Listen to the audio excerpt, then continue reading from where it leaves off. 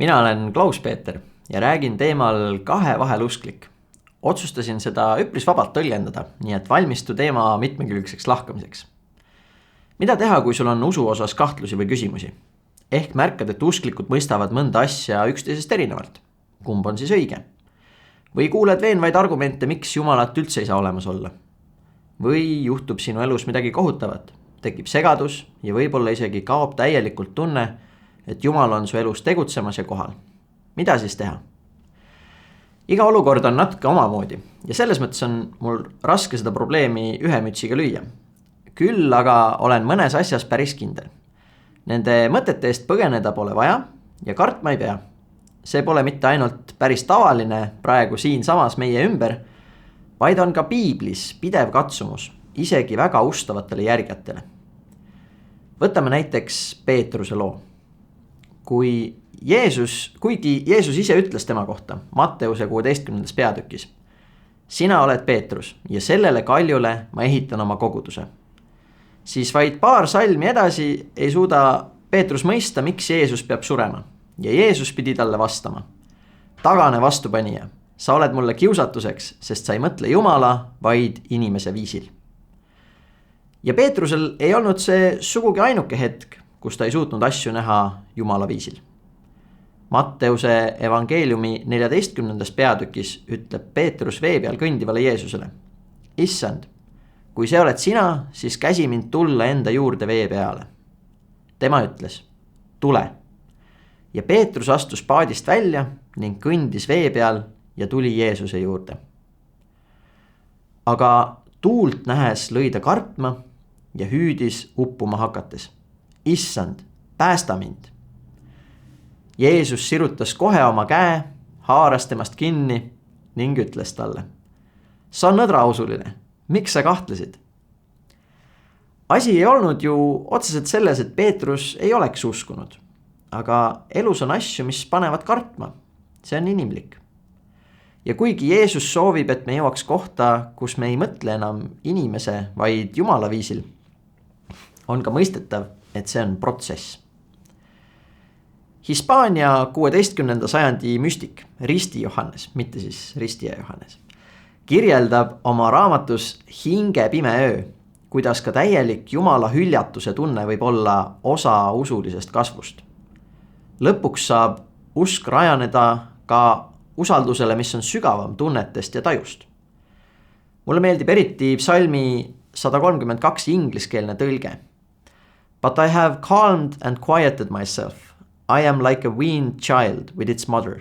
Like a weaned child I am content. Nagu võõrutatud laps, kes suudab usaldada, et ta ei jää nälga, sest ta teab, et vanemad hoolitsevad tema eest. Peetruse pime öö sai alguse püha õhtu söömaajast, kus Jeesus talle ütles, et veel enne kui kukk kireb, salgab ta 3 korda Jeesust.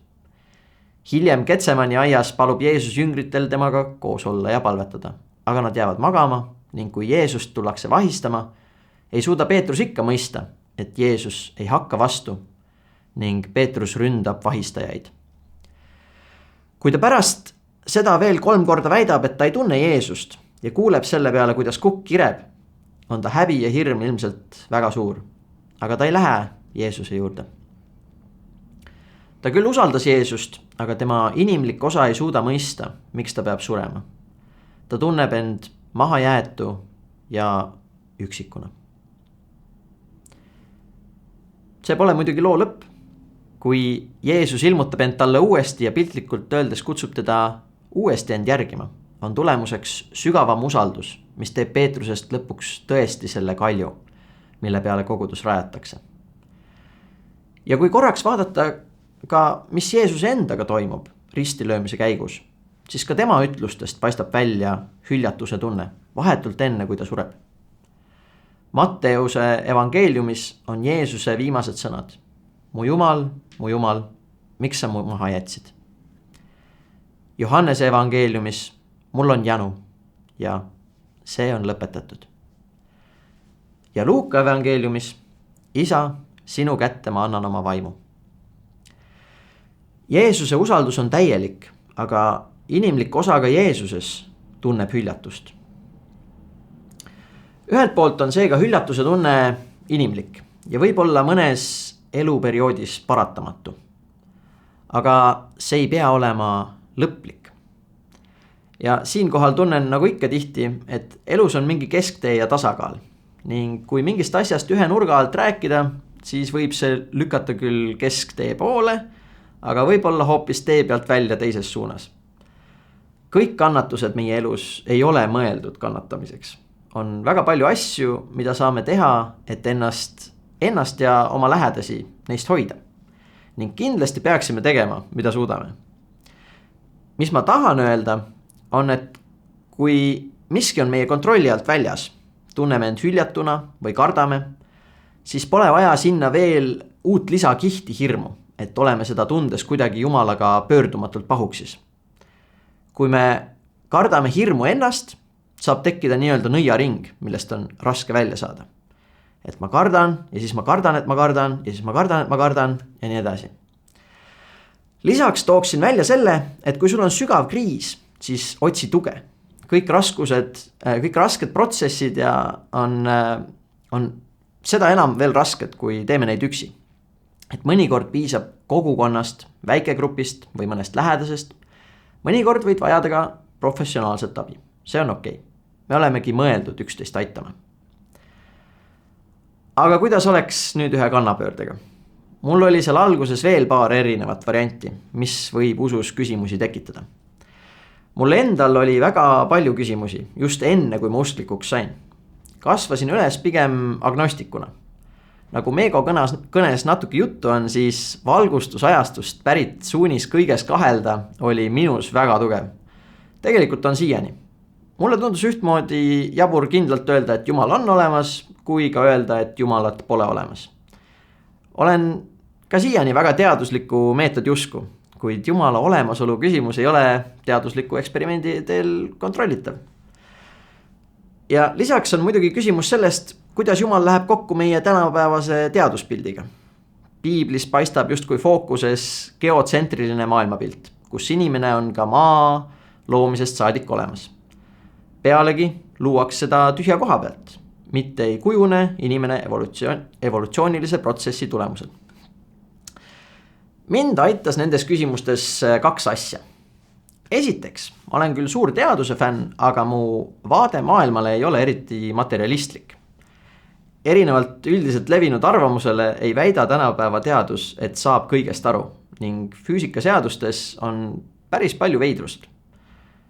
Kvantfüüsika näiteks toimib küll valemitena, aga tõlgendusi, mida need valemid tähendavad, on päris palju erinevaid.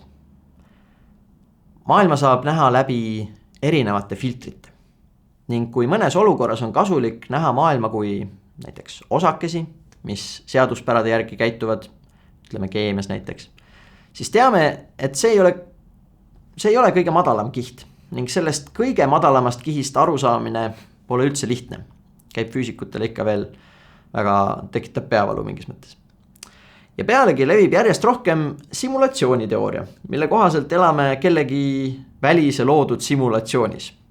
No ütleme nii, et kui sa usud juba simulatsiooniteooriasse, siis on päris raske väita, et Jumalat ei saa olemas olla. Aga kui võtame piibli ja ajaloo, kuidas need siis paradoksis on ja kuidas seda paradoksi lahendada? No mind aitas siinkohal kõige rohkem ise loomisloo lugemine. Mul tekkisid täiesti teised seosed, kui oleksin arvanud. Saagu valgus kõlas minu jaoks nagu saagu energia. Jumal lõi taeva ja maa, sai minu jaoks Jumal lõi universumi ja taevas on midagi, mida me ei mõista. Ma ei ütle, et minu tõlgendused on kõige õigemad, aga mul on endal nendega rahu. Evolutsiooni ja maa ajaloo küsimus oli minu jaoks võib-olla isegi üks keerulisemaid, kuna mulle jäi alguses mulje, et see on miski, kus nagu kultuuriliselt on nõutud, et sa pead otsesesse loomisesse uskuma. Aga minu jaoks jällegi, kui ma loen ise piiblit, mis ma sealt leian on, et Jumal lõi Aadama mullast. Jah, me olemegi tehtud nendest samadest ainetest, millest kõik siin maal. Ja kuigi ma usun evolutsiooniprotsessi, ei välista miski minu jaoks selle mingil määral juhitust. Isegi kui ma panen pähe oma kõige radikaalsemad teadusprillid, siis jällegi, reaalsuse kõige baastasand on ettearvamatu. ning kaose teooria kohaselt saab iga väike muutus algandmetes kasvada aja jooksul väga suureks. Nii et isegi kui Jumal tegutseks ainult täiesti nähtamatul tasandil, mida teadusega kuidagi mõõta ega välistada ei saaks, siis oma tegude tagajärgi ennustades saaks ta aja jooksul muuta väga palju asju. Aga lisaks teaduslikele küsimustele oli mul palju eetilisi küsimusi, mis mulle rahu ei andnud. Küsimused nagu näiteks: kui Jumal lõi maailma, siis kes lõi kurjuse? Miks Jumal piiblis halbu inimesi hävitab? Kas ta ei suuda neid parandada? Miks Jumal oma olemasolu kõigile selgeks ei tee? Kui põhjus on vaba valiku säilimine, siis miks ta mõnele teeb? Kas Jumal eirab füüsikaseadusi või on need loonud nii, et tal oleks ruumi neist tegutseda? Ja nii edasi, ja nii edasi. Mind aitas neis küsimustes väga palju just kogukondlik vorm, kus sain nii vastuseid küsimustele kui ka mõtteid, kust oma küsimustele vastuseid leida. Aga ma ei jõudnud päris lõpuni. Ja lõpuks otsustasin, et pean võtma aja, kus tegelen usu teemaga põhjalikumalt ning liitusin Agape kohviku korraldatud tudengi alfaga. Seal võeti igasugu teemad üksipulgi läbi ning mina jõudsin ka endast selgusele. Ja kusjuures see selgus tuli lõpuks mitte üldse kõigile küsimustele vastuse saamisest, vaid mõnest kokkusattumusest, mida tundsin Jumala kutsena. Ja mis sai neist küsimustest, mis alles jäid? Mõned olen enda jaoks lahendanud, kõiki mitte. Ja kuigi ma ühelt poolt arvan, et terviklik maailmapilt on kasulik, olen jõudnud ka kohta, kus ma ei karda paradokse. See on ka iseenesest üks paradoks, millega olen rahu teinud. Mul ei ole enam tunnet, et kui ma ei saa kõigest üksipulgi aru, siis mu usk ei ole päris. Ja minu jaoks tähendab päris usk lihtsalt usaldust Jumala ja Jeesuse vastu. Ma ei pea temast aru saama selleks, et teda usaldada. Aitäh, et kuulasid ja olge hoitud!